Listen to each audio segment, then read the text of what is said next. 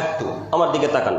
উসমান রাদিয়াল্লাহু তাআলা আনহু থেকে বর্ণিত, তিনি বলেন রাসূলুল্লাহ সাল্লাল্লাহু আলাইহি ওয়াসাল্লাম বলেছেন, খায়রুকুম মান তাআল্লামাল কুরআন ওয়া আল্লামাহু।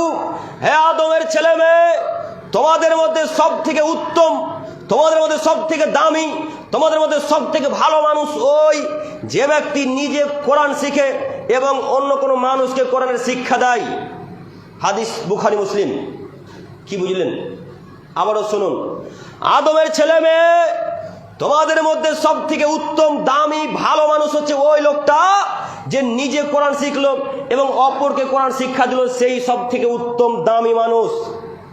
আব্দুল করিম সাহেব, আমি কোরআন পড়তে জানি না, এখন কিভাবে কোরআন শিক্ষা দেব?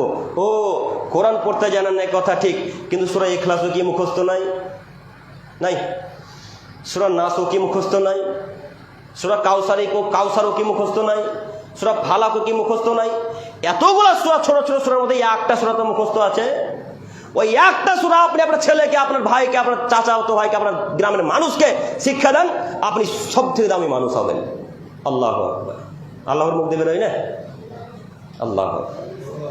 যে নিজে কোরআন শিখলো এবং অপরকে শিক্ষা দিল, সেই সবথেকে দামি, সবথেকে ভালো, সবথেকে উত্তম মানুষ আল্লাহ তাআলার নিকটে। শিক্ষার তো কোনো চাহিদা নাই, শিক্ষার তো কোনো ভ্যালু নেই আপনাদের কাছে। শিক্ষা করতে হবে না, যেমনই 12-13 বছর ছেলেরা হবে, রাজমিস্ত্রি পাঠা, কোনো কাজ নেই। পড়াশোনা করে কে কত বড় লোক হয়, তাই না?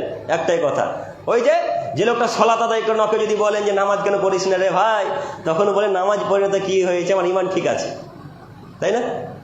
কত বড় বেহায়া হলে এত বড় কথা বলতে পারে গো, যে নামাজ পড়ে তো কেটে আমার ইমান ঠিক আছে। ওরে কাপুরুষ, তোমার ইমান কি করে ঠিক থাকলো? তুমি সালাত আদায় করলেই না তো ইমান কি করে ঠিক থাকলো? আরে যারা নামাজ পড়ে তারই তো ইমান ঠিক নেই, তোমার কিভাবে ইমান ঠিক থাকলো? হ্যাঁ, যারা 5 ওয়াক্ত সালাত আদায় করেছে তারই পরিপূর্ণ ইমান ঠিক হয়নি এখন পর্যন্ত, তোমার ইমান ঠিক হয়ে গেল? তোমার মতো বেহায়া মানুষ কথাই এত খারাপ হয় যে নামাজ পড়তে কি আছে, ইমান ঠিক আছে। সম্মানিত তিনি ভাই, আমি আপনাকে কি দিয়ে বুঝাবো বিদ্যা গো? বিদ্যা কাকে বলে এটাই তো বুঝাতে পারলাম না। ওই যে আপনারা আগের মানুষের মুখে শুনেছেন যে বিদ্যাই হচ্ছে জাতির মেরুদণ্ড, শুনেননি? বিদ্যাই হচ্ছে জাতির মেরুদণ্ড। এ কথাটা আসলেই সত্য গো, এ কথাটা আসলেই সত্য। এ কথাটা আল্লাহ নবীও বলছেন যে বিদ্যা হচ্ছে জাতির মেরুদণ্ড। যদি কোনো জাতিকে কাত করতে চাও, যদি কোনো শত্রুকে কাত করতে চাও, যদি কোনো শত্রুকে হারাতে চাও, তাহলে বিদ্যা অর্জন করা লাগবে। যদি কোনো জাতিকে আপনি হারাতে চান, আপনি তার উপরে উঠতে চান, তাহলে বিদ্যা অর্জন করা জরুরি, ফরজ, যে কোনো মূল্যে বিদ্যা অর্জন করা লাগবে। আপনার বিদ্যা নেই, আপনি কিভাবে এখন পরমাণু বোমা তৈরি করবেন? যে বুঝতে পারেননি, বিদ্যাই তো নয়, আপনি কিভাবে এখন মানুষকে কবর দিবেন? জানেন না কিভাবে কবর খুঁড়তে হয়, তাহলে কিভাবে কবর খুঁড়বেন? এখন কথা বুঝতে পারিনি। পাটাকে পশ্চিম দিকে রাখতে হলে পূর্ব দিকে রাখতে হয়, এটা আপনি জানেন না, তো কিভাবে এখন রাখবেন রাস্তাকে? তাহলে কি অর্জন করা আগে জরুরি? বিদ্যা, শিক্ষা অর্জন করা আগে জরুরি। এইটুকুই তো জ্ঞান নেই, তো কিভাবে আপনি জাতির উপকার করবেন, তাই না? কিভাবে উপকার করবেন?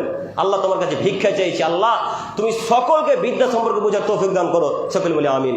সম্মানিত তিনি ভাই, আপনাকে আমি অনুরোধ করছি, যে সূরাটা জানেন সেই সূরাটা আপনার স্ত্রীকে আগে শিখান, তারপরে ছেলেকে শিখান, তারপরে মেয়েকে শিখান, তারপরে ভাইকে শিখান। মনে থাকবে না? প্রথমে কাকে শিখাবেন? আগে স্ত্রীকে, তারপরে ছেলেকে, তারপরে মেয়েকে, তারপরে নিজের ভাইকে। আগে যে সূরাটা জানে সেই সূরাটা শিখান। যতদিন ওই ছেলে ওই স্ত্রী সূরা পাঠ করবে, ততদিন কবরে শুয়ে শুয়ে নাকি পাবেন। আল্লাহু আকবার। কি দিয়ে বুঝাবো আপনাকে ফজিলত কত বেশি? এটা হলো শিক্ষার ফজিলত, এটা হলো জ্ঞানের ফজিলত। জ্ঞান অর্জন করলে এত নেকি হয়। এরপরে হাদিস, একটু আমার দিকে তাকান।